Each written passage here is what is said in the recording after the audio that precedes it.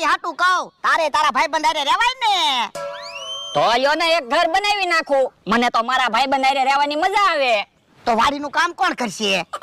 પણ તમે કયો છો તારા ભાઈબંધ હારે રે એમ? એ તો હું ખોટું ખોટું કહું. ભલા દાદા, આજ મને 5000 રૂપિયા આપજો. શું કામ? એ મારા ભાઈબંધ હાટું બધાય ઘરમાં એક એક લાઈટ ગોઠવી દેવી છે, એક એક પંખો ગોઠવી દેવો છે, અને બધાય ઘરમાં પાણીની લાઈન નાખી દેવી છે. એટલે મારા ભાઈબંધને તરસ લાગે તો પાણી પી લે ને, અને પંખાનો પવન લાગે, અને અંધારાના મારા ભાઈબંધ બીવે તો નહીં. તો પણ એક એક એસી ગોઠવી દેવી તો? મને ક્યાં વાંધો છે, તો હારું જ તે ને. ઓય બાપા, આમાં એસી કે પંખા જેવું રે? ના ના. તો પછી?